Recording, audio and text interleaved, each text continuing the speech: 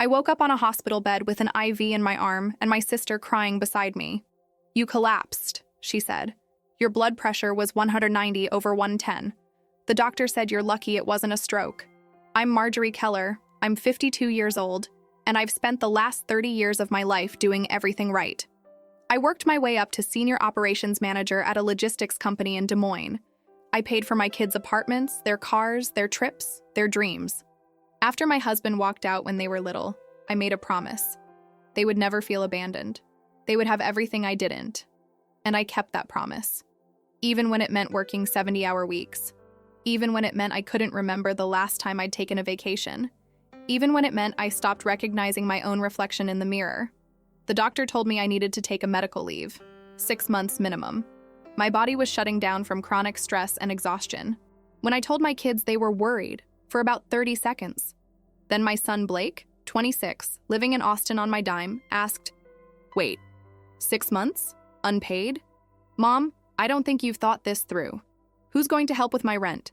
My daughter Sienna, 23, still in college in Florida after 5 years, panicked.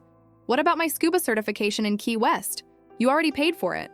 And my lease renews in December. I can't just suddenly come up with first and last month's rent. That's not fair.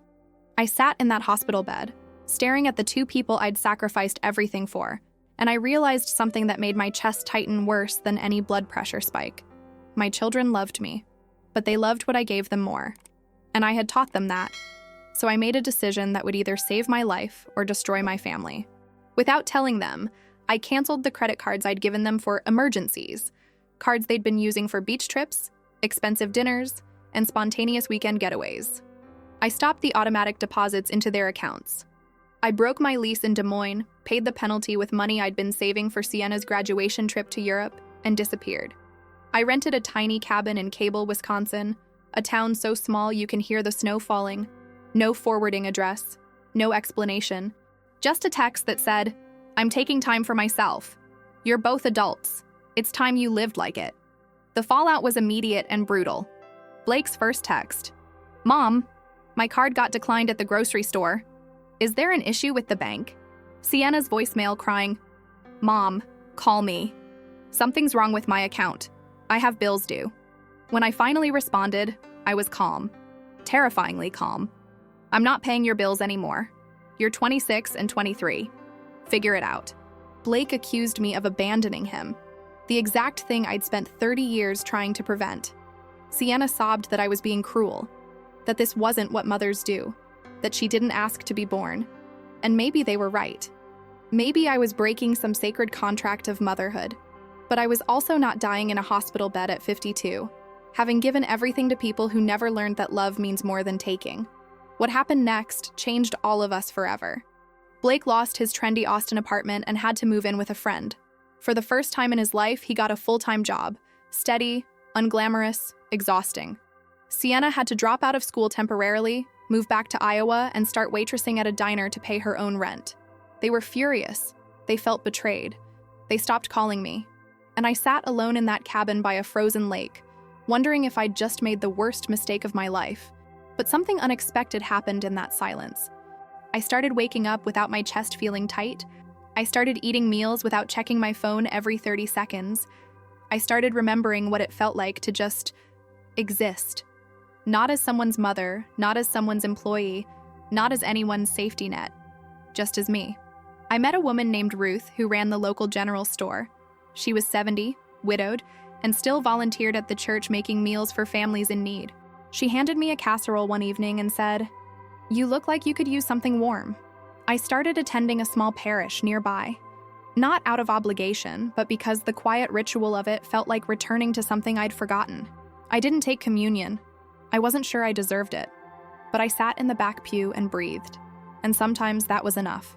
By month 4, Blake called, not to ask for money, just to talk.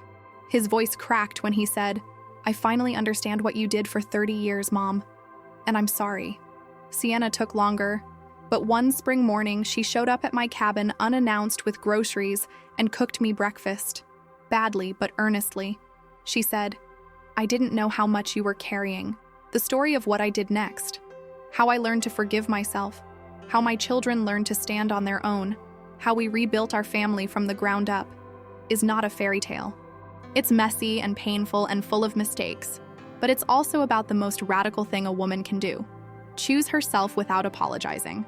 It's about learning that you can love your children fiercely and still refuse to be destroyed by that love. It's about discovering that the weight you've been carrying for decades isn't yours to carry anymore. And it's about finding out who you are when you finally put it down. My name is Marjorie Keller. I collapsed from overwork, and my kids asked who would pay for their trips. What I did next left all of us in shock, but it also set us free. This is the story of how I saved my life by nearly losing my family, and how we all became better for it. I remember the exact moment I stopped recognizing my own reflection. It was a Thursday morning in late September, and I was standing in front of the bathroom mirror in my Des Moines apartment, getting ready for another day at Heartland Distribution. The woman staring back at me had gray roots showing through poorly maintained highlights, dark circles that no concealer could quite hide, and a permanent crease between her eyebrows, the kind that comes from 30 years of frowning at spreadsheets and freight schedules. I was 52 years old, and I looked 60.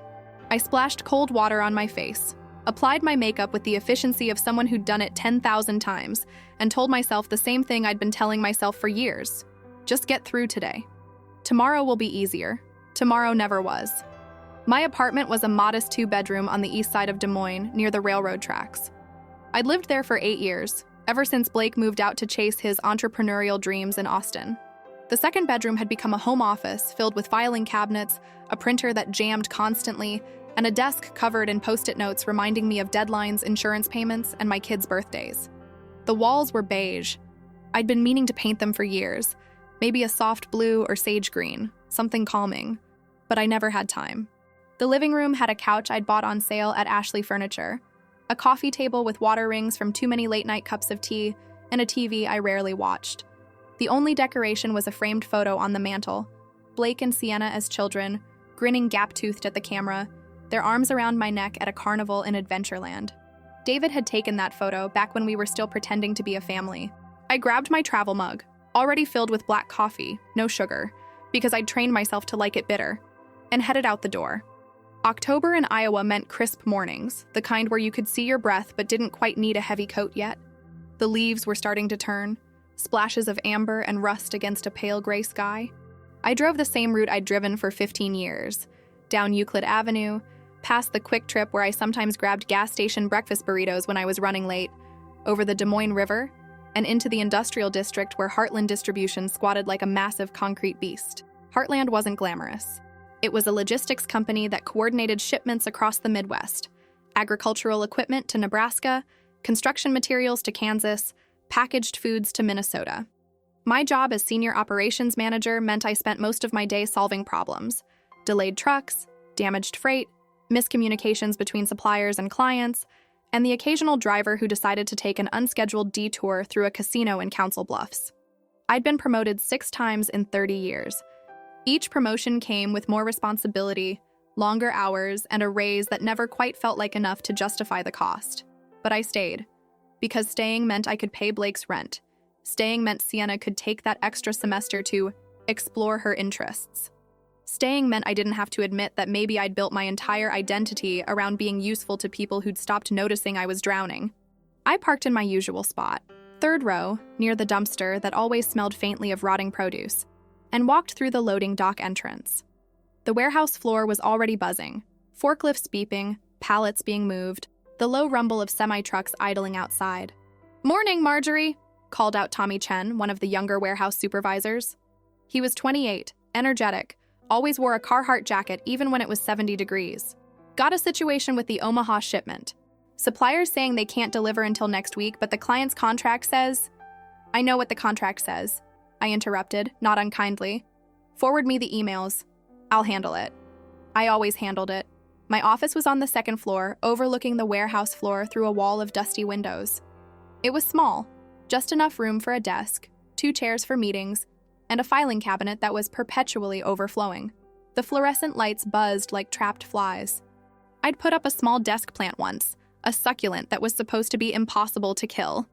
It died within 3 months. I dropped my bag, booted up my computer, and immediately opened my email. 143 unread messages since yesterday evening.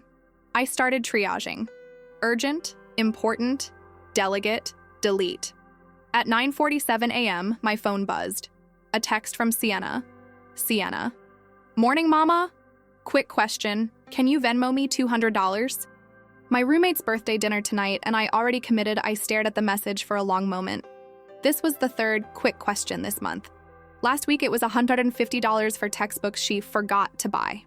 The week before, $300 for a security deposit on a new parking spot because her old one didn't feel safe. I typed back, sent. Love you. I always sent it. By noon, I'd resolved the Omaha crisis, expedited shipping, ate the cost difference myself to keep the client happy, mediated an argument between two drivers about route assignments, and rescheduled a meeting with our VP of sales because he double booked himself again. I skipped lunch. I usually did. There was a Subway in the building, but the idea of taking 30 minutes away from my desk felt indulgent, wasteful. Instead, I ate a granola bar from my drawer, the same brand I'd been buying for a decade because it was efficient, not because I liked it. At 2:15 p.m., Blake called. Hey, Mom.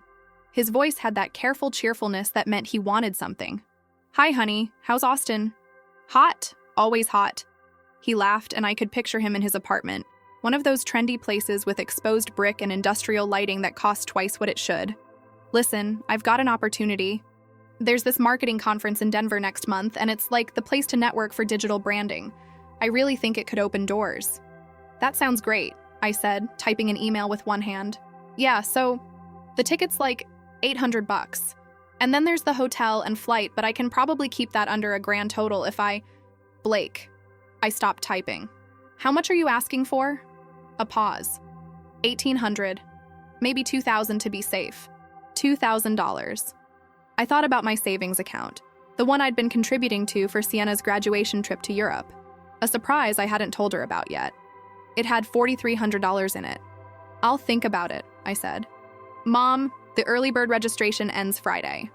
I said I'll think about it. Another pause, longer this time. Okay, sure. Thanks, Mom. He hung up before I could say, I love you. I sat there, staring at my computer screen, and I felt something twist in my chest. Not anger, exactly. Something deeper, older. A quiet voice that whispered, when is it enough? When do they stop needing you? I pushed the thought away and went back to work. By 5 p.m., most of the office had cleared out. I stayed. There was a quarterly report due Monday, and I wanted to get ahead of it. I worked through the evening, the warehouse below growing quiet as the shifts changed, until the only sounds were the hum of the vending machine down the hall and the occasional clang of metal from the loading dock. At 7:30 p.m., I finally shut down my computer. My eyes burned. My shoulders ached. I stood up too quickly and felt a wave of dizziness. Had to grab the edge of my desk to steady myself. Just tired, I told myself. Just need to get home. Get some sleep. I drove home in the dark, stopped at Hy-Vee to grab a rotisserie chicken and some pre-made salad because I was too exhausted to cook. The grocery store was nearly empty, just a few other people wandering the aisles with the same glazed look I probably had. Back at the apartment, I ate standing at the kitchen counter, scrolling through my phone. Instagram showed me Sienna's latest post. Her and 3 friends at some beachside bar in Florida, holding brightly colored drinks, all of them laughing. The caption said, "Living my best life, I double-tapped to like it. I always did." Blake's feed was full of motivational quotes about entrepreneurship and photos of him at coffee shops, laptop open, looking thoughtful.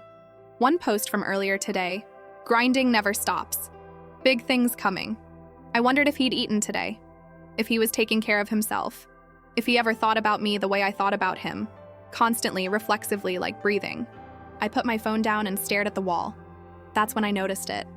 A stack of unopened mail on the counter. Bills, mostly. I'd been meaning to go through them all week. I picked up the first envelope, a statement from my credit card. I opened it, scanned the charges. $347 at Whole Foods. That was Sienna. She had access to my card for groceries. $89 at Urban Outfitters. Also, Sienna. $215 at a place called Board and Brew in Austin. Blake, $1,200 at Southwest Airlines. That one I recognized. Sienna's flight to Key West for her scuba certification course. I added it up in my head. Over $3,000 this month alone, On top of the rent I was paying for both of them, the insurance, the phone bills. My hands started to shake. Not from anger, from something else. A kind of creeping realization that I'd been standing at the edge of a cliff for years, and I'd only just now looked down. I sat on the couch and called my sister, Linda. She lived in Cedar Rapids, worked as a nurse, had 3 kids of her own who'd all moved out and become functional adults with jobs and mortgages and lives that didn't revolve around their mother's bank account. "Marjorie?" Linda answered on the 3rd ring. "It's late. You okay?" "I don't know," I said honestly. "What happened?" I told her. About Blake and the conference, about Sienna and the endless Venmo requests, about the credit card statement and the apartment I was paying for and the life I'd built that suddenly felt like a cage I'd constructed myself, bar by bar, sacrifice by sacrifice. Linda was quiet for a long time. Then she said, "Margie, I love you. But you know what your problem is?" "What?" "You taught them that you don't matter." I opened my mouth to argue, but nothing came out. "You've spent 30 years showing them that your needs come last, that you'll always bail them out, always say yes, always be there to catch them. And now you're surprised they're not catching you?" "They're my kids," I whispered. "They're adults, and adults need to learn that love isn't just about taking. It's about showing up. It's about sacrifice going both ways." I wiped my eyes. I hadn't even realized I was crying. "I don't know how to stop," I admitted. "Then maybe it's time to find out." We talked for another hour. Linda told me about her kids, about how hard it had been to let them struggle, to watch them make mistakes and not swoop in to fix everything. But they'd grown because of it.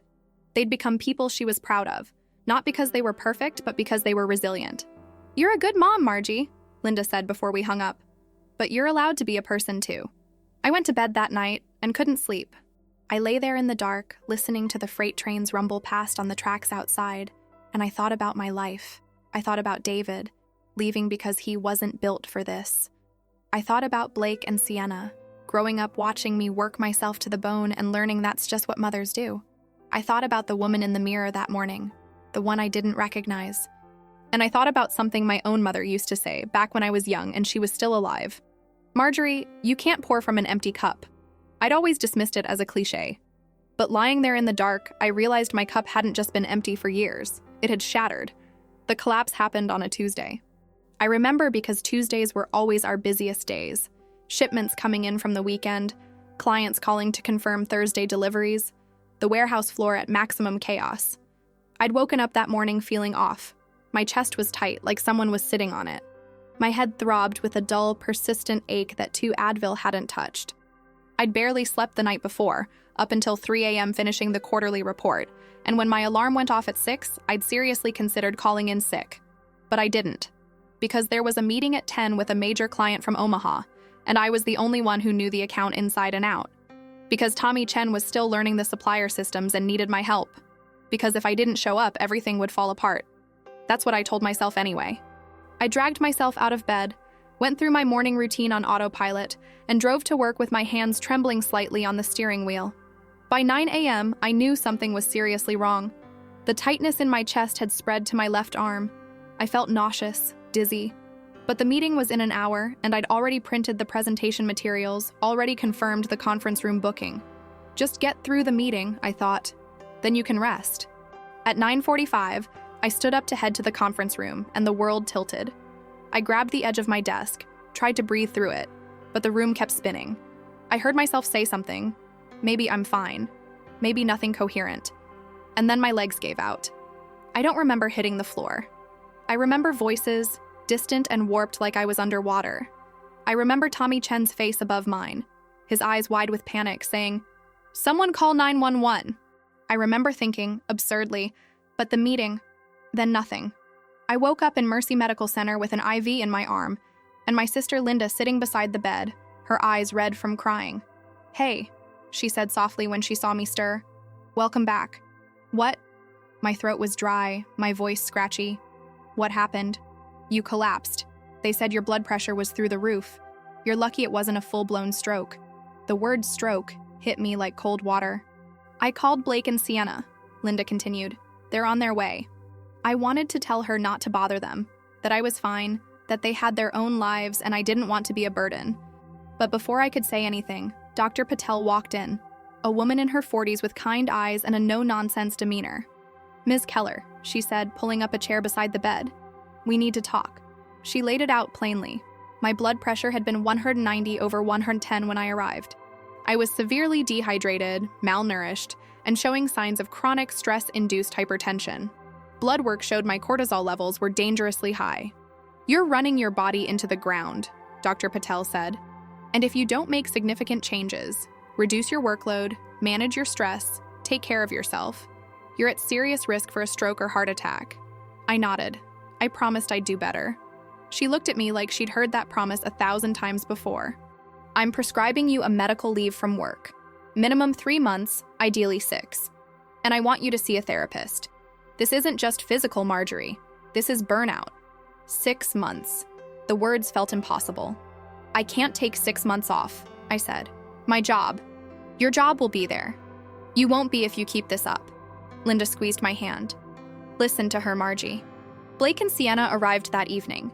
Blake got there first, rushing into the room still wearing his Austin startup uniform.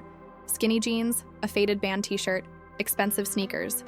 He looked genuinely scared, which made my heart ache. "Mom, oh my God." He hugged me carefully like I might break. "Are you okay?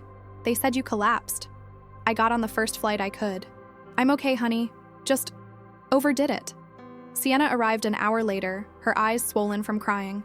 She climbed into the hospital bed with me, something she hadn't done since she was little, and buried her face in my shoulder. "I was so scared," she whispered.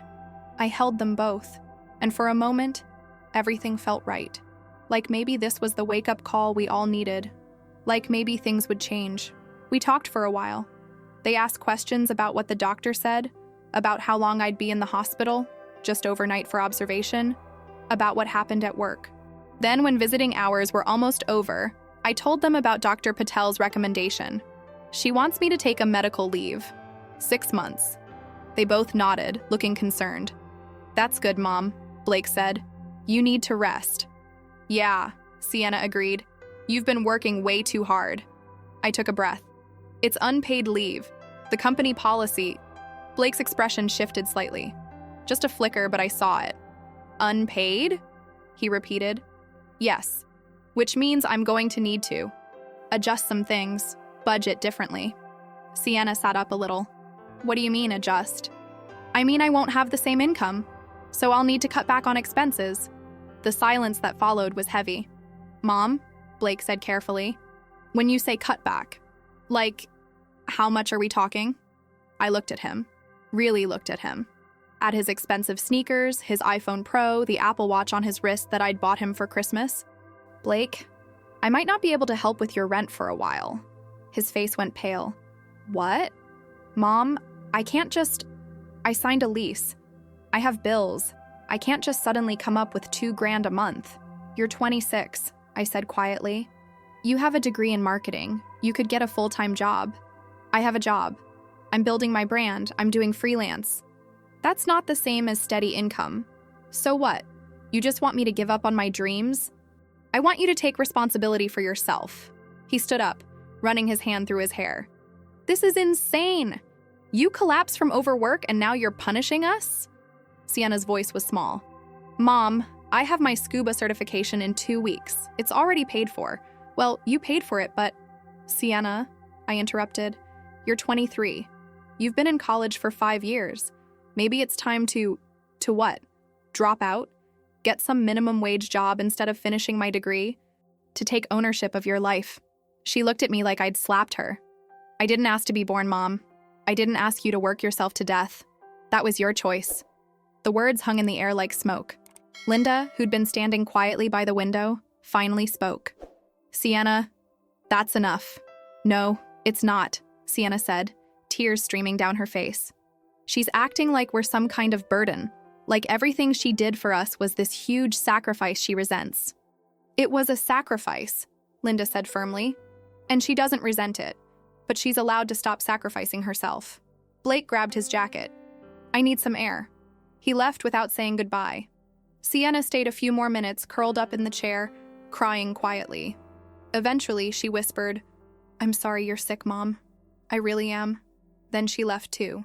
I lay there in that hospital bed, staring at the ceiling, and I realized something that made my chest ache worse than any blood pressure spike.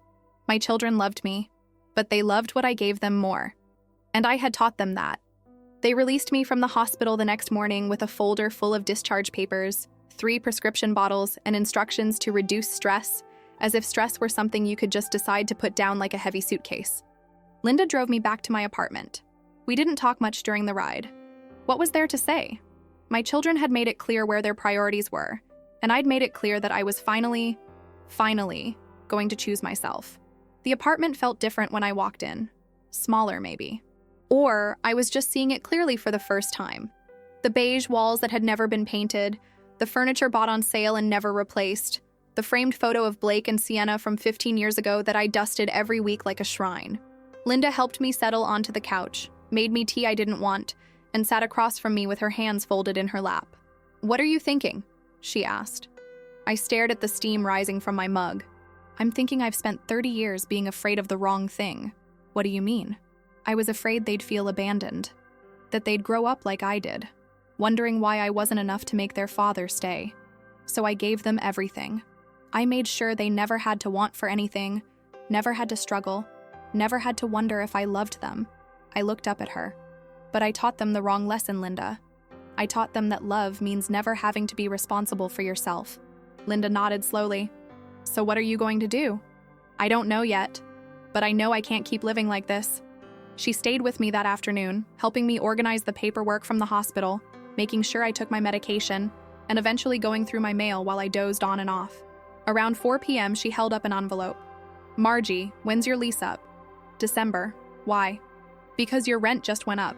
$200 a month." I laughed. A hollow, bitter sound. Of course it did. Linda set the letter down and looked at me seriously. "You know what I think you should do? I think you should leave. Leave the apartment, leave Des Moines, break your lease, pay the penalty, and just go somewhere.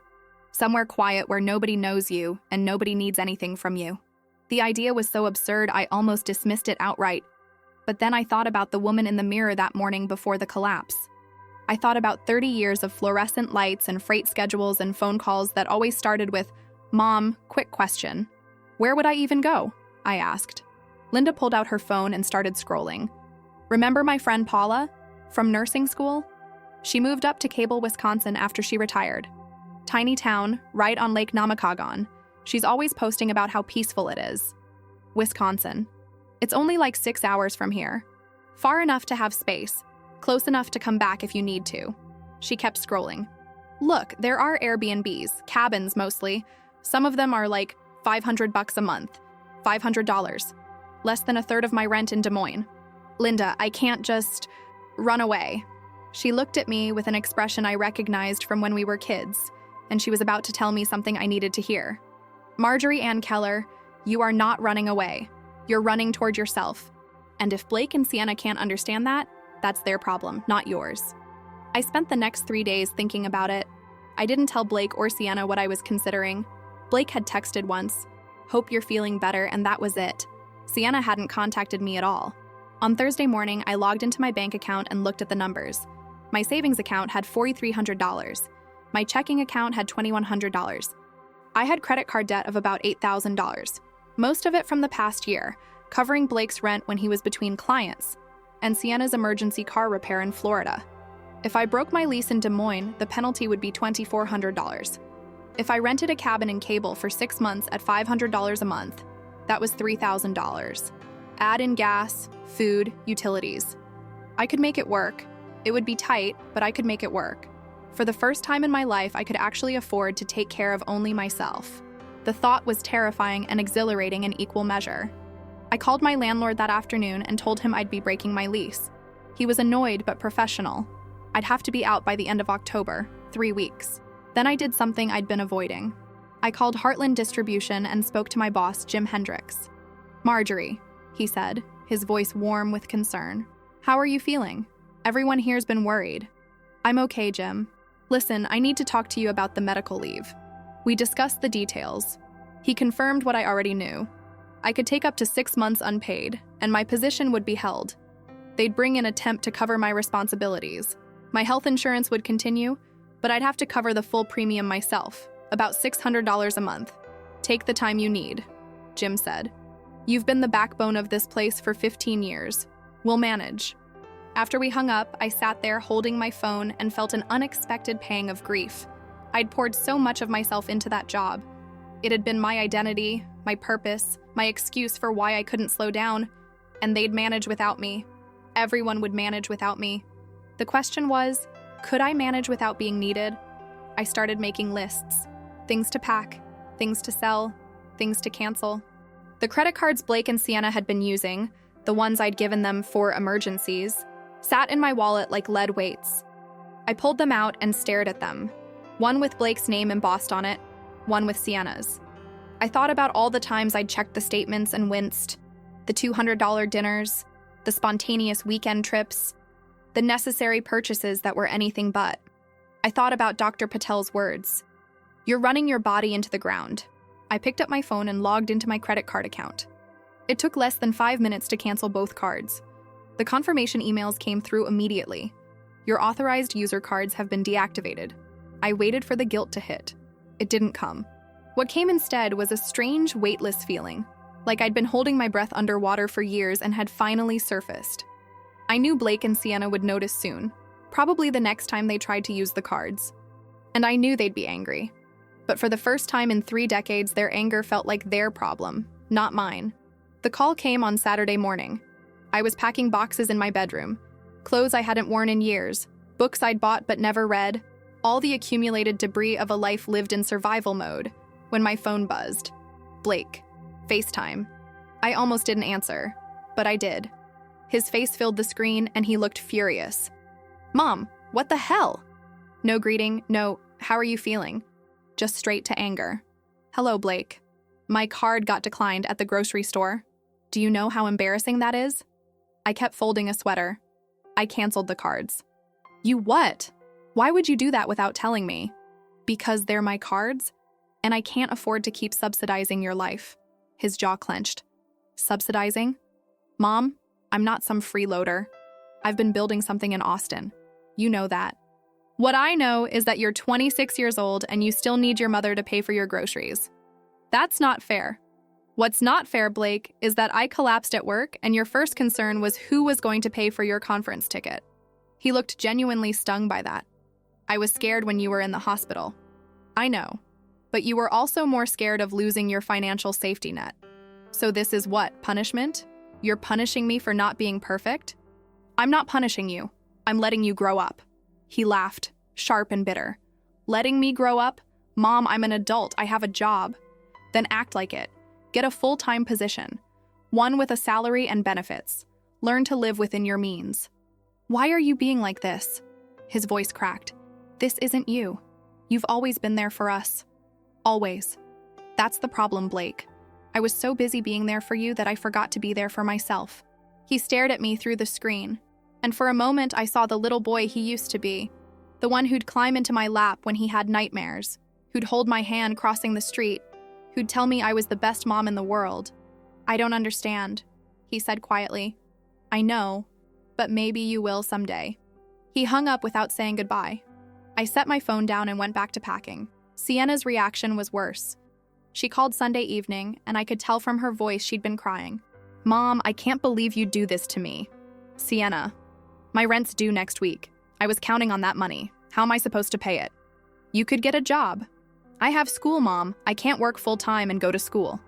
Then take fewer classes, or take a semester off and work. Plenty of people do it.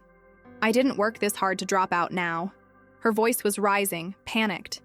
And what about my scuba certification? That's in 2 weeks. I've been planning this for months. I know, honey, but I can't keep paying for everything. Why not? You always have before. Why are you suddenly changing the rules? Because the rules were killing me. Silence. That's not fair, she said finally, her voice small. It's not my fault you work too hard. The words hit like a slap. Not because they were cruel, but because she genuinely believed them. You're right, I said slowly. It's not your fault. It's mine. I taught you that I'd always catch you, that you never had to learn to catch yourself. So now you're just going to let me fall? No, Sienna. I'm going to let you learn to stand. She was crying harder now. I don't know how. My heart broke for her, but I didn't back down. Then it's time to figure it out. I love you. I'll always love you. But I can't keep sacrificing myself for you to stay comfortable. Where are you even getting this from? Did Linda put these ideas in your head? Nobody put anything in my head.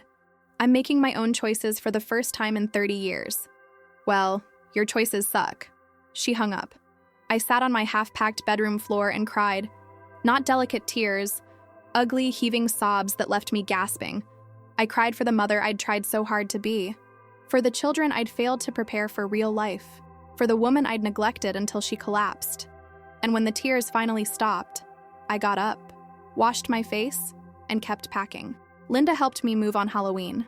We loaded everything I was keeping into a U-Haul trailer hitched to my Camry: clothes, a few kitchen essentials, my laptop, some books, the framed photo of Blake and Sienna that I couldn't bring myself to leave behind. Everything else, the furniture, the dishes, the accumulated weight of 15 years in Des Moines, I sold or donated. The couch went to a young couple from Craigslist for $150. The TV went to Goodwill. The desk I'd worked at for countless late nights went to the curb with a free sign. It was astonishing how little I actually needed. The Airbnb in Cable was a small log cabin on the edge of Lake Namakagon. I'd found it on Linda's recommendation and booked it for 6 months, paid in full. The owner, an older woman named Ruth, had been kind on the phone. "It's quiet up here, dear. Hope that's what you're looking for." Quiet was exactly what I needed.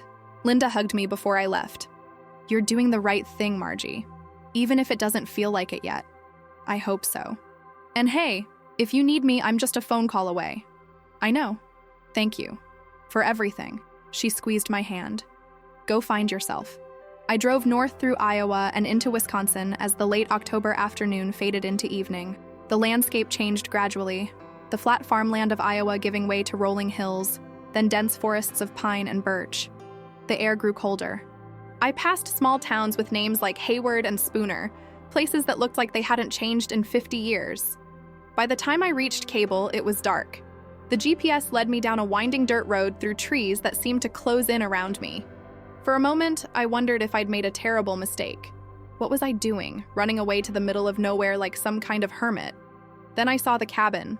It was small, maybe 600 square feet, with a peaked roof and a wraparound porch. Warm light glowed from the windows. A wooden sign by the door said, "Welcome." I parked, grabbed my suitcase, and walked up the creaking steps. The key was under the mat, just like Ruth had said. I unlocked the door and stepped inside. The cabin was simple but cozy. A main room with a kitchenette, a wood stove, and a worn couch facing a window that looked out over the lake. A small bedroom with a double bed and handmade quilt. A bathroom with a clawfoot tub. Everything smelled faintly of pine and wood smoke. It was perfect. I dropped my suitcase and walked to the window. The lake stretched out before me, black and still in the darkness, reflecting the stars overhead. I couldn't remember the last time I'd seen this many stars. I stood there for a long time, just breathing. No emails to answer, no freight schedules to manage, no phone calls asking for money, just silence. And in that silence, I finally heard myself. The first week was the hardest. I woke up every morning at 6 a.m. out of habit, my body still programmed for decades of alarm clocks and coffee and rushing out the door. But there was nowhere to rush to. Nothing to do except sit in the quiet and confront the fact that I didn't know who I was when I wasn't working or giving. I tried to stay busy. I unpacked. I organized the tiny kitchen. I walked along the lake, wrapped in my coat against the November cold. I bought groceries at the local general store, a place called Garmisch that sold everything from fishing lures to fresh bread. That's where I met Ruth for the first time. She was working behind the counter when I came in. A woman in her early 70s with silver hair pulled back in a braid, laugh lines around her eyes, and hands that looked like they'd done a lifetime of hard work. "You must be Marjorie," she said, ringing up my eggs and coffee. "I own the cabin you're renting." "Oh, yes. It's wonderful. Thank you. First time in Cable?" "First time anywhere, really." The words came out before I could stop them. Ruth looked at me with a knowing expression. Running from something or running towards something? "I'm not sure yet." She smiled. "Well, you picked a good place to figure it out." She handed me my change and a small paper bag I hadn't paid for. "That's banana bread. I make too much and my freezer's full. Consider it a welcome gift." "Thank you. Really. We look after each other up here," Ruth said. You need anything, you let me know. I took the banana bread back to the cabin and ate a slice at the small kitchen table. It was warm and sweet, studded with walnuts, and it tasted like comfort I didn't know I'd been missing. Blake and Sienna texted throughout that first week. The messages started angry and accusatory, then shifted to desperate and pleading. Blake: Mom, please. I'm going to lose my apartment if you don't help. Sienna: I had to cancel my certification course. Do you know how much money you wasted? Blake: My roommate moved out. I can't afford this place on my own. Sienna: I'm probably going to have to move home. Is that what you want? I read each message carefully, and I responded to each one the same way. I love you. This is hard for me too, but I need you to figure this out. By the second week, the messages slowed. By the third week, they stopped altogether. The silence was excruciating, but it was also necessary. I started developing a routine. I woke at dawn and made coffee, not the bitter, rushed kind from my old Des Moines mornings, but real coffee, brewed slowly in a French press, sipped while watching the sun rise over the lake. I walked every day, long loops through the forest on trails that had been there longer than I'd been alive. The exercise helped, but more than that, the silence helped. No phone calls, no notifications, just the sound of wind in the pines and my own breathing. I read books I'd bought years ago and never had time for. I cooked simple meals, nothing fancy, just eggs and toast, soup from a can, the occasional roasted chicken, and ate them slowly without scrolling through my phone. And I started writing. Not anything important or publishable, just thoughts, memories, all the things I'd never had time to process because I'd been too busy surviving. I wrote about David leaving, about the night I'd sat at the kitchen table and made that vow to be enough for my kids, about every sacrifice and every sleepless night and every time I'd said yes when I wanted to say no. I wrote about Blake and Sienna, about the moments I'd been proud of them, Blake's high school graduation, Sienna's first school play, and the moments I'd failed them by doing too much. I wrote about the woman in the mirror, about the person I'd been before I became a mother, before I became an ATM, before I forgot I was allowed to matter. And slowly, page by page, I started to remember her. On a Sunday in late November, I walked into St. Anthony's Catholic Church in Cable. I hadn't planned to. I'd driven past it several times, a small white building with a steeple sitting at the edge of town, but I'd never considered going in. I wasn't particularly religious. My family had gone to Mass when I was young, but after David left, I'd stopped. I told myself I was too busy, too tired, too resentful of a God who seemed to take more than he gave. But that Sunday, something pulled me inside. The church was nearly empty, maybe 15 people scattered across the pews. I slipped into the back row and sat down, unsure what I was even doing there. The Mass was simple. No elaborate homily, no grand production. Just a priest in his 60s speaking about grace and forgiveness, about how we're called to love others but also to love ourselves, because we're made in the image of something greater than our mistakes. I didn't take communion. I wasn't sure I deserved it. But I sat through the entire service, and when the priest said, "The Lord be with you," and the congregation responded, "And with your spirit," I felt something crack open in my chest. Not the same crack from the hospital. Something deeper, older, the kind of crack that lets light in. After Mass, I stayed in my seat while everyone filed out. The priest noticed and walked over. "First time here?" he asked gently. "First time in a long time," I admitted. "Well, welcome. I'm Father Tom. Marjorie." We shook hands. His grip was warm, steady. "Something brought you here today," he said. It wasn't a question. I nodded. "I'm trying to figure out how to forgive myself." "Ah." He sat down in the pew beside me. "That's the hardest kind of forgiveness. I hurt my kids. Not on purpose, but I did. I taught them the wrong things. And now they're angry with me. And I don't know if I can fix it." Father Tom was quiet for a moment. Then he said, "You know what I've learned in 40 years of doing this? Forgiveness isn't about fixing things. It's about accepting that you're human, that you did the best you could with what you knew. And that grace, real grace, means you're allowed to start again, even if they don't forgive me, even then. Because you're not doing this for them. You're doing it for you and for the person you're becoming." I left the church that morning with Father Tom's words echoing in my mind. I didn't feel absolved. I didn't feel suddenly at peace. But I felt a little less alone. And sometimes, that's enough. The call came on Thanksgiving. I was in the cabin, cooking a small turkey breast I'd bought at Garmisch when my phone rang. I almost didn't answer. I'd been avoiding calls all week, not ready to face the holiday questions from family, or worse, the silence from Blake and Sienna. But the number was local. Des Moines. I answered. Hello?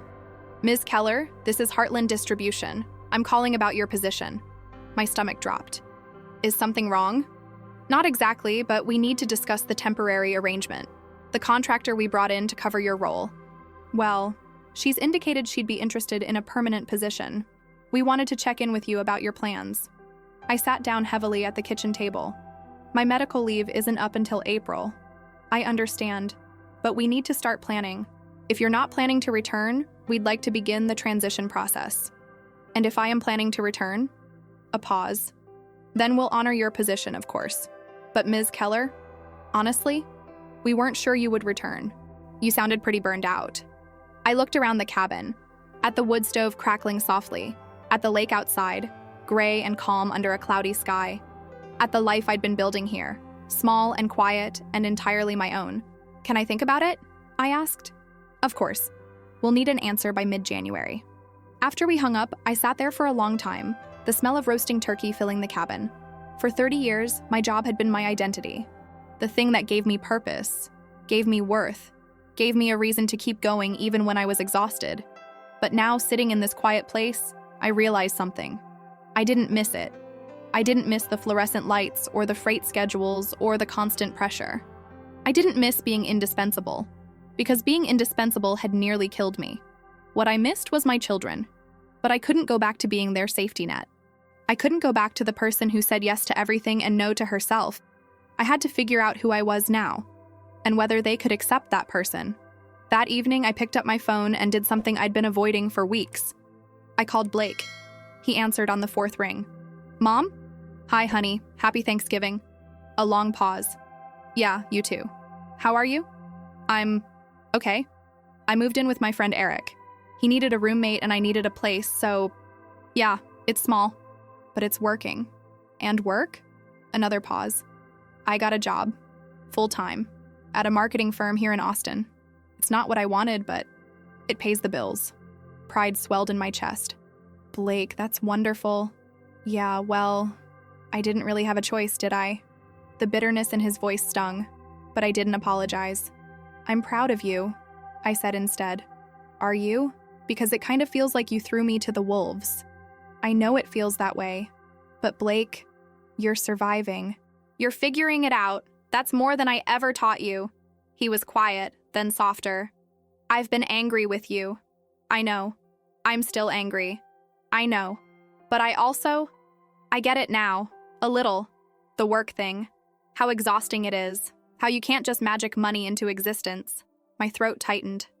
I never wanted you to struggle. I know. But maybe I needed to. We talked for another 20 minutes. Not about the past or the money or the hurt. Just about his life, his new job, the city he was learning to navigate on his own terms. When we hung up, I felt something I hadn't felt in months. Hope. Sienna called the next day. Mom, I'm moving back to Iowa. My heart sank. Oh, honey. Not with you. I mean, I don't even know where you are. But I'm moving in with a friend in Ames. I got a job waitressing, and I'm going to take a semester off school and just figure things out. That sounds really smart, Sienna. It doesn't feel smart. It feels like failing.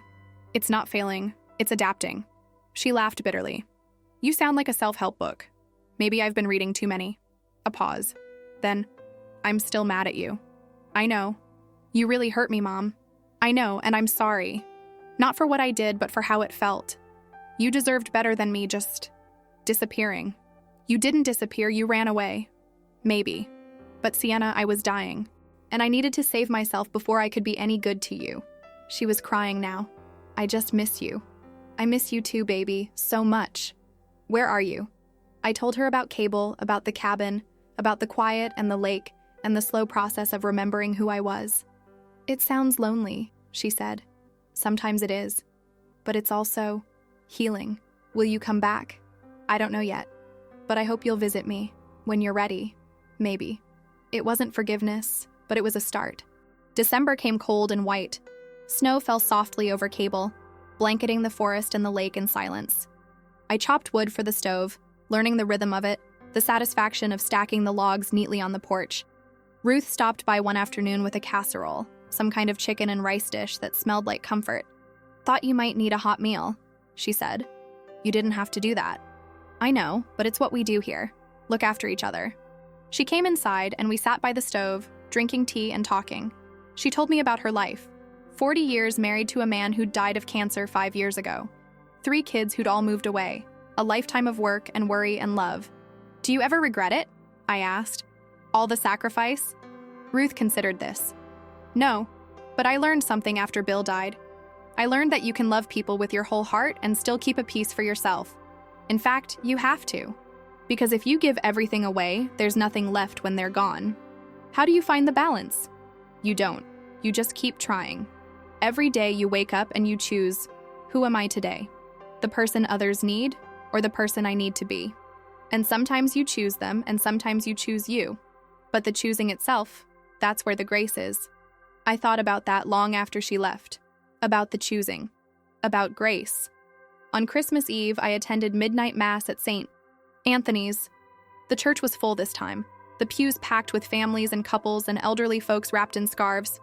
The priest, Father Tom, gave a homily about the Nativity, about how Mary said yes to something impossible, something that would cost her everything, and trusted that it would somehow be enough. I thought about my own yes, the one I'd said 30 years ago when David left, the one I'd kept saying over and over until it nearly killed me. And I thought about the yes I was learning to say now, the yes to myself, to my healing, to the possibility that I was worth saving. When it came time for communion, I stayed in my seat. I still wasn't ready, but I watched the others go forward, watched them receive the bread and wine, watched them return to their seats with something like peace on their faces. And I thought, maybe someday. The climax came on New Year's Eve. I was sitting by the lake, bundled in blankets, watching the stars when my phone rang. Both Blake and Sienna, a group call. I answered, my heart pounding. "Hello? Mom." Blake's voice. "We wanted to talk to you. Both of us," Sienna added. I braced myself for anger, for accusations, for demands. But what came instead was quiet. "We've been talking," Blake said finally. "About everything. About you, about us, about how things were. And we realized something," Sienna continued. "We never asked how you were. Like, really asked. We just assumed you were okay because you always said you were okay." My throat tightened. "We took advantage of you," Blake said, his voice breaking. "We didn't mean to, but we did. And you trying to tell us that, trying to show us. It wasn't cruel, Mom. It was the most loving thing you've ever done." I couldn't speak. Tears were streaming down my face. "We don't know how to fix this," Sienna said, "but we want to try, if you'll let us." "Of course," I whispered. "Of course I will." We talked for over an hour. They asked about Cable, about my health, about what I'd been doing. I asked about their lives. Really asked, really listened. We cried, we laughed, we stumbled over words and silences and all the hurt that still needed time to heal. But we started. And as midnight approached and I heard fireworks in the distance, I realized something. I'd been so afraid of letting them fall that I'd never taught them how to get back up. But they were learning now. We all were. And maybe, just maybe, that was enough. January arrived with a cold so deep it felt like the world had been encased in glass. The lake froze solid, a vast expanse of white stretching out from my cabin windows like a clean slate. I woke each morning to frost patterns on the glass, intricate as lace, and I'd sit with my coffee watching the sun turn them gold before they melted away. The New Year's Eve call with Blake and Sienna had cracked something open in all of us. But I knew better than to expect everything to be fixed overnight. Healing doesn't work like that. It's not a light switch you flip from broken to whole. It's more like winter in Wisconsin. Slow, cold, inevitable, until one day you notice the ice starting to thin. We started texting more. Not the desperate, demanding messages from before, but real conversations. Blake sent me photos of his new apartment with Eric, a modest place in East Austin with mismatched furniture and string lights. "It's not much, but it's ours," he wrote. Sienna told me about her waitressing job at a diner in Ames called The Depot. "My feet hurt all the time and some customers are jerks, but the tips are decent. and I actually like it? Is that weird? Not weird at all, I wrote back. I'm proud of you. But despite these small bridges we were building, I still felt the weight of what I'd done. The guilt hadn't disappeared with their forgiveness. If anything, it had grown more complex, more nuanced. I'd been right to set boundaries. I knew that. But I also knew I'd hurt them deeply, and that knowledge sat heavy in my chest. I thought about Father Tom's words. Forgiveness isn't about fixing things. It's about accepting that you're human. I was trying to accept it. But some mornings, it felt impossible. In mid-January, I got the call I'd been dreading. Jim Hendricks from Heartland Distribution. I let it ring twice before answering, my hand trembling slightly. Marjorie, hi. Hope I'm not catching you at a bad time. No, it's fine. How are things? Busy as ever. He paused. Listen, I need to follow up on our conversation from November. About your position. We need a decision by the end of the month. I stared out at the frozen lake. A crow landed on the ice, black against white, then flew away. I know, I said quietly. The temp we brought in, Christine, she's been great, really stepped up, and she's expressed interest in staying on permanently. I understand. So I need to know, are you planning to come back? The question hung in the air like smoke. 6 months ago, the answer would have been automatic. Of course I'm coming back. Where else would I go? What else would I do? But now, sitting in this quiet cabin with frost on the windows and peace in my bones, the answer wasn't clear anymore. Can I be honest with you, Jim? Always. I don't know if I want to come back. He was quiet for a moment. I had a feeling you might say that. Really? Marjorie, you gave 15 years to this company. You were the best operations manager we've ever had. But even before the collapse, I could see it was destroying you. The hours, the stress, the constant putting out fires. I should have said something sooner. My throat tightened. It wasn't your responsibility. Maybe not, but I watched you sacrifice your health for freight schedules, and I let it happen because it was good for business. That's on me too. I hadn't expected that. The acknowledgement, the shared weight of it. What do you want to do? He asked gently. I want to not come back, I said, the words tumbling out. But I'm terrified. Because if I'm not operations manager at Heartland Distribution, then who am I?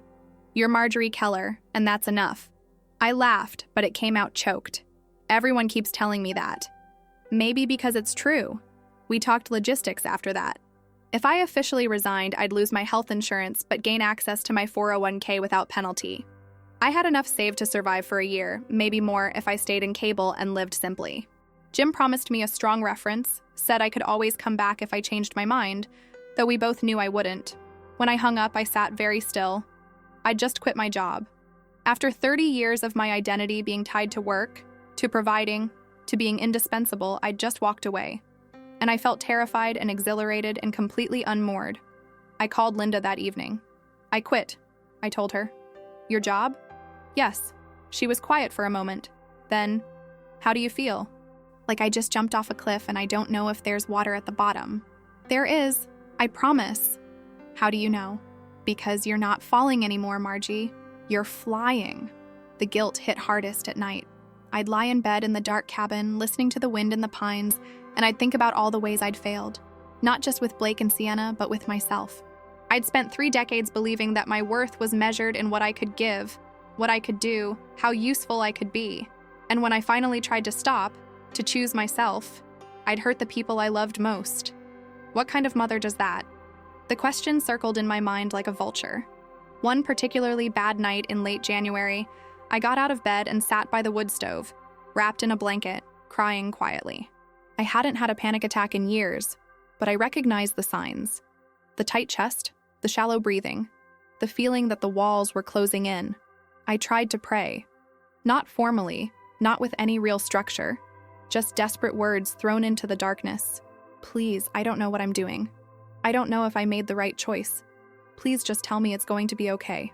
No answer came. Just the crackling of the fire and my own ragged breathing. Around 2 a.m., I finally fell asleep on the couch. I woke to knocking on the door. Ruth stood on my porch, holding a thermos and a paper bag. Saw your lights on late last night, she said when I opened the door. Thought you might need this. The thermos held hot cocoa. The bag held fresh cinnamon rolls. I started crying again. Ruth stepped inside without asking, set the food on the table, and wrapped her arms around me. She smelled like flower and wood smoke and something indefinably comforting. "Let it out," she said. "Whatever it is, just let it out." So I did. I told her everything. About the job, about Blake and Sienna, about the crushing guilt and the paralyzing fear that I'd ruined everything. Ruth listened without interrupting. When I finally ran out of words, she poured us both cocoa and sat across from me. "You know what I think?" she said. "I think you're grieving." "Grieving?" "The person you used to be. The life you used to have. Even if it was killing you, it was still yours. And letting it go, that's a kind of death. You're allowed to mourn it." I'd never thought of it that way. "But here's the thing about death," Ruth continued. "It always makes room for resurrection. Not the flashy, dramatic kind. The quiet kind. The kind where you wake up one morning and realize you can breathe again. I don't feel like I'm breathing yet. Give it time." She stayed for an hour, sitting with me in the quiet, not trying to fix anything, just being present. When she left, she squeezed my hand and said, "Come to church on Sunday, even if you don't believe, even if you just sit in the back. Sometimes being around other people who are trying to find their way helps." I went to Mass that Sunday, and the Sunday after that, and the one after that. I still didn't take communion. I still sat in the back pew, unsure and uncertain.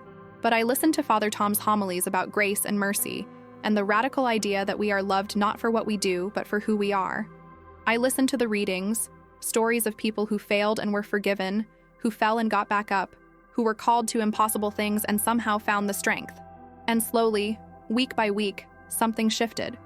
I started to understand that my worth wasn't in my productivity or my usefulness or my ability to sacrifice myself. It was just intrinsic, baked into my existence. Like the lake outside my window or the trees in the forest, they didn't have to earn the right to be. They just were. Maybe I could just be too. In February, Sienna came to visit. She texted me on a Thursday. "Can I come see you this weekend? I need to get out of Ames and I miss you." I cleaned the cabin obsessively, changing the sheets in the small bedroom, stocking the fridge with food I thought she'd like, trying to make everything perfect. Then I stopped myself, took a breath, put away the need to perform, to prove I was still a good mother. She arrived Saturday afternoon, driving a beat-up Honda Civic I didn't recognize. "Bought it off Craigslist," she said, climbing out. "It's a piece of crap, but it's mine." She looked different. Older, somehow. Her hair was pulled back in a simple ponytail, no makeup, wearing jeans and a sweatshirt from Iowa State. She looked tired. But she also looked solid, grounded in a way I'd never seen before.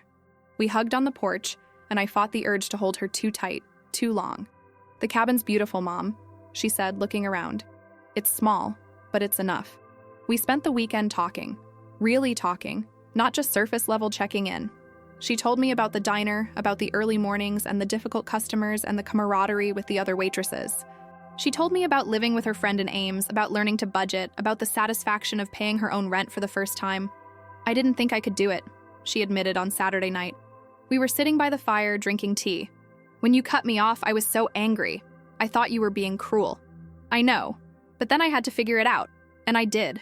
And now," she paused, staring into her mug, "now I understand why you did it. You weren't punishing me. You were setting me free." Tears blurred my vision. "I'm sorry it hurt. I'm sorry I made you feel like you didn't matter." She looked up at me, her eyes red. "I was so selfish, Mom. I took and never thought about what it was costing you. You were young. I taught you that was okay. But it wasn't. And I'm going to do better. I'm going to be better." We sat in silence for a while, the fire crackling between us. "Are you happy?" she asked finally. I thought about it. Really thought. "I'm getting there." "Good. You deserve to be." Before she left on Sunday, she hugged me again. "I love you, Mom. Not because of what you give me, just because you're you." It was the most beautiful thing anyone had ever said to me. Blake came in March. He flew into Minneapolis and rented a car, making the drive up to Cable on his own. When he texted that he was 20 minutes away, I stood on the porch, watching the road, nervous as a teenager. His car pulled up. A modest sedan, not the flashy thing I might have expected, and he stepped out wearing a simple button-down and khakis. Work clothes. He looked professional. Adult. "Hey, Mom." "Hi, baby." We hugged, and he held on longer than I expected. "You look good," he said when we pulled apart. "Really good." So do you. We walked around the lake that afternoon, our breath fogging in the cold March air. He told me about his job at the marketing firm, about the projects he was working on, about the clients he was learning to manage. He told me about his apartment with Eric, about learning to cook actual meals instead of eating takeout every night. "It's weird," he said. "I spent so much time trying to be an entrepreneur, trying to build this big thing. But now I've got a regular job with a salary and benefits, and I'm happy. Like, genuinely happy. I'm so proud of you, Blake." He stopped walking and looked at me. "I need to say something." "Okay. I blamed you for a long time. For cutting me off, for leaving Des Moines, for not being the mom I thought you were supposed to be. But the truth is, you were exactly the mom I needed. You just gave me something I didn't want. Responsibility." My throat tightened, and I hated you for it. He continued, his voice breaking. "But Mom, you saved my life. If you'd kept bailing me out, I'd still be pretending to be something I wasn't, still burning through your money, still treating you like a safety net instead of a person. You loved me enough to let me fall. And I caught myself. Because of you." I couldn't speak. I just pulled him into another hug and cried into his shoulder. "I'm sorry," he whispered, "for everything. For not seeing you. For taking advantage. For being so damn selfish. You weren't selfish. You were just young. And I enabled it. We both messed up. Yeah, but we're fixing it now." We walked back to the cabin, and I made dinner. Nothing fancy, just spaghetti and salad. And we sat at the small table and talked like adults. Not like mother and child, but like two people who loved each other and were learning to do better. Before he left the next morning, he said, "I'm going to pay you back. For everything. It might take a while, but I will. Blake, you don't have to. I know. But I want to. Not because I owe you, but because I can. Because I'm capable of giving, not just taking." I watched him drive away, and I felt something I hadn't felt in years. Peace. Spring came slowly to Cable. The ice on the lake began to crack and shift, dark water showing through in jagged lines. The snow melted, revealing brown grass and mud and the first brave shoots of green. The days grew longer, warmer. Birds returned, filling the forest with sound. I marked 6 months in the cabin on April 15th. 6 months since the collapse. 6 months since I'd walked away from everything I knew. 6 months of silence and solitude, and the slow, painful work of becoming someone new. I'd started doing consulting work, just a few hours a week, helping small logistics companies with their supply chain problems. It was enough to supplement my savings without consuming my life. I worked from the cabin, on my own schedule, saying no when I needed to. I joined a book club at the local library, started volunteering at the church, helping Ruth make meals for families in need, made friends with the woman who ran the bakery in town, a widow named Margaret who told terrible jokes and had a laugh like wind chimes. I was building a life, not the life I'd planned, not the life I'd thought I wanted, but a life that felt like mine. On a Sunday in May, I finally took communion. I'd been attending Mass for months, sitting in my back pew, listening and watching, but never fully participating. Father Tom had never pressured me. He'd just nod when I arrived, smile when I left, and let me figure things out at my own pace. But that Sunday, when everyone stood to go forward, I stood too. My hands were shaking as I joined the line. I didn't feel ready. I didn't feel worthy. But I was learning that maybe that was the point. None of us are worthy. We just keep showing up anyway. When I reached Father Tom, he placed the host in my hands and said, "The body of Christ." I whispered, "Amen," and placed it on my tongue. It tasted like nothing, just dry bread. But walking back to my pew, I felt lighter somehow, like I'd put down something I'd been carrying for so long I'd forgotten it was there. After Mass, Father Tom found me on the steps outside. "Welcome home," he said simply. "Thank you. How are you doing, really?" I thought about it. I'm learning to forgive myself. That's the hardest kind of grace to accept. Why? Because it requires us to believe we're worth saving. And most of us spend our whole lives believing we have to earn that. But grace doesn't work like that. It just is. Like air. Like light. It's already there. We just have to stop holding our breath long enough to receive it. I carried those words home with me. In June, Blake and Sienna both came to visit at the same time. We hadn't all been together since before the collapse. I was nervous, unsure how it would feel to have them both in the small cabin, unsure if old patterns would resurface. But they arrived bearing gifts. Blake brought groceries and cooked us dinner. A surprisingly good chicken piccata. Sienna brought wildflowers she'd picked along the drive and a framed photo of the three of us from when they were little. "I found this in storage," she said, handing it to me. "I thought you might want it." In the photo, Blake was maybe 5, Sienna was 2, and I was in my late 20s, younger than Sienna was now. We were at a park, all three of us laughing at something off camera. I barely remembered that day, but looking at it now, I saw something I hadn't noticed then. The joy on my face. Real, unfiltered joy. I'd forgotten I used to look like that. "Thank you," I whispered. That weekend, we didn't talk about the past much. We didn't rehash the hurt or relitigate old arguments. Instead, we just were together. We hiked around the lake. We played cards by the fire. We cooked meals and cleaned up together. We laughed. On their last night, we sat on the porch watching the sunset over the lake, painting the sky in shades of pink and gold. "Mom," Blake said quietly, "do you think you'll ever come back to Des Moines?" I'd been asking myself the same question. "I don't know," I admitted. "Part of me wants to. Part of me loves it here." "What would make you choose?" Sienna asked. "I think I'd need to know that wherever I am, I'm still allowed to be myself. Not just your mom or someone's employee or anyone's safety net. Just me." "You've always been allowed to be yourself," Blake said. "Have I?" He was quiet. Then, "No, I guess not. We didn't let you, and I'm sorry." "We're going to do better," Sienna added. "We're going to check in on you for once. Ask how you're doing. Make sure you're taking care of yourself. You don't have to." "We want to," Blake interrupted. "Because you matter, Mom. Not because of what you do for us. Just because you're you." I looked at my children. These two people I'd poured my life into, who'd broken my heart and then helped put it back together. And I felt something I hadn't felt in years. Hope for who we might still become. July brought an unexpected visitor. I was weeding the small garden I'd started, tomatoes and herbs and wildflowers, when a car pulled up. An older sedan I didn't recognize. The driver's door opened and David stepped out. My ex-husband. The man who'd left me 30 years ago to raise 2 kids alone.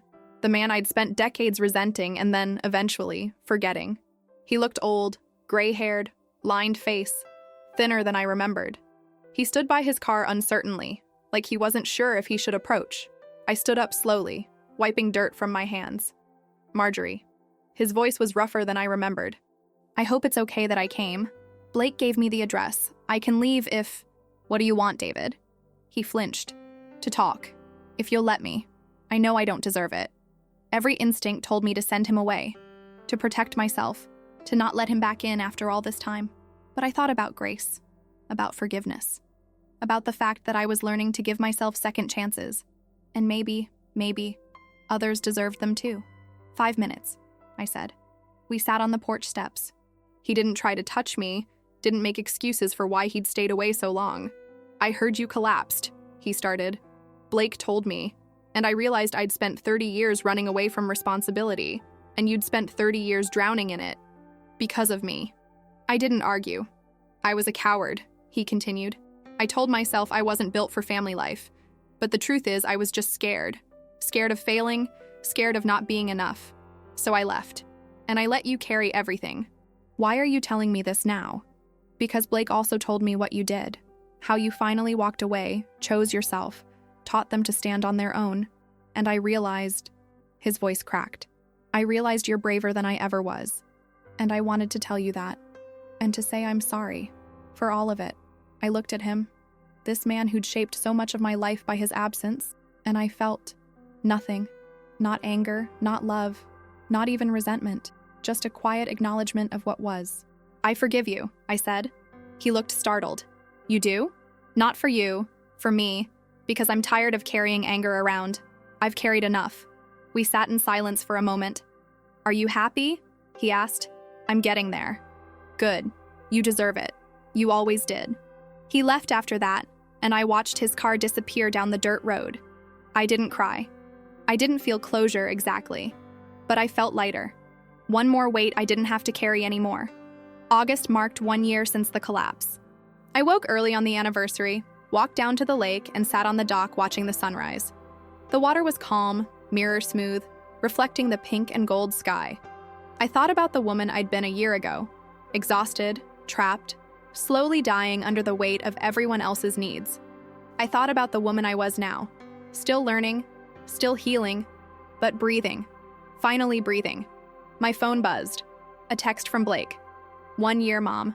I'm proud of you. Then Sienna. Love you. Thank you for saving yourself. Then Linda. Happy Resurrection Day, Margie. I smiled and typed back to all of them. Thank you. For everything. For letting me fall and helping me fly. In September, I made a decision. I called the owner of the cabin, Ruth, and asked if she'd be willing to sell it to me. You want to stay? She asked, surprise in her voice. I want to stop running. This feels like home. Then it's yours. We worked out the details over the next few weeks. The price was more than fair, and with my savings and the proceeds from selling my furniture in Des Moines, I could afford it. I'd have to keep consulting to cover expenses, but I'd be doing work I chose on my terms, in a place I loved. I signed the papers in October, exactly 1 year after I'd first arrived in Cable. Blake and Sienna both came for the housewarming, though nothing about the cabin changed except the name on the deed. We cooked a big dinner together, drank wine, told stories. Linda drove up from Cedar Rapids with her husband. Ruth came, and Father Tom, and Margaret from the bakery. It wasn't a big party, just a handful of people who'd helped me become someone new. Speech? Linda called out, raising her glass. I stood, feeling self-conscious but also grateful. I'm not good at speeches, I started, but I want to say thank you. To all of you. A year ago, I was dying. Not dramatically, but slowly, quietly, under the weight of a life I'd built that didn't fit anymore. And I was terrified to let it go because I didn't know who I was without it. I looked at Blake and Sienna. I hurt people I love because I was trying to save myself. And for a long time, I didn't know if that made me brave or selfish. Brave, Sienna said firmly. I smiled. I'm learning that maybe it was both. Maybe we're all both. Selfish and selfless, broken and whole, failing and trying, and maybe grace means accepting all of it. I raised my glass. So here's to second chances, to learning to fall and learning to fly, to carrying what's ours and putting down what isn't, and to finding home, wherever that turns out to be. Here, everyone chorused. That night, after everyone left and the cabin was quiet again, I sat by the window looking out at the lake. The moon was full, casting silver light across the water. Somewhere in the forest, an owl called. The wood stove crackled softly behind me. I thought about the woman in the mirror from a year ago, the one I didn't recognize. I wondered what she'd think of me now. I hoped she'd be proud. I picked up my journal, I'd been writing in it almost every day, and turned to a blank page. Dear Marjorie, I wrote, the one who collapsed in that office a year ago. The one who was so tired she couldn't see straight.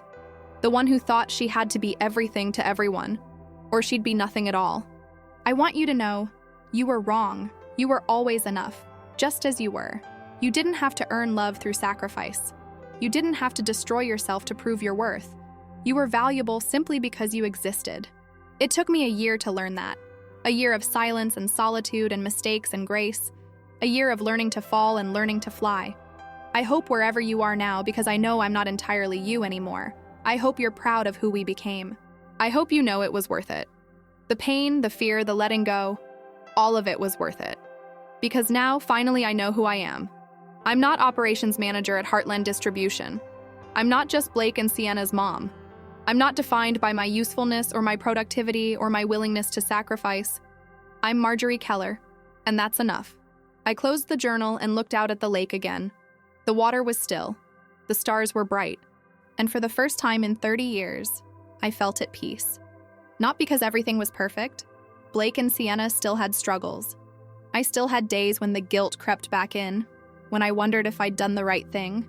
But I'd learned something crucial. I didn't have to carry everything alone. I could ask for help. I could say no. I could choose myself without being selfish. I could put down the weight I'd been carrying for so long. And I could trust, really trust, that I'd still be loved. Not for what I gave, but for who I was. That was grace. That was freedom. That was home. Epilogue. 2 years later, I stood on the dock again, watching another sunrise. Blake was getting married in Minneapolis that afternoon, to a woman named Rachel he'd met at work. Someone kind and grounded who loved him for who he was, not who he pretended to be. Sienna had graduated from Iowa State finally, with a degree in communications, and had gotten a job at a nonprofit in Cedar Rapids. She lived in an apartment with 2 roommates and paid all her own bills. They called me regularly, not to ask for money, but just to talk, to check in, to tell me about their lives. We'd learned to be a family again. Not the dysfunctional one we'd been, but something new, something healthier. I'd learned to be myself again. Or maybe for the first time. I still lived in the cabin, still consulted part-time, still attended Mass on Sundays, still made meals with Ruth for families in need. My life was small, quiet, simple, and it was mine. I looked down at the water, at my reflection rippling in the gentle waves. The woman staring back at me was 54 now, gray hair pulled back in a simple braid, lines around her eyes from smiling, a face that looked lived in, but peaceful. I recognized her completely. "Good morning, Marjorie," I said to my reflection, and I meant it. I collapsed from overwork and asked for time off. My kids said, "What do you mean, stop working? Who's going to pay for our trips?" But what I did next left them in shock.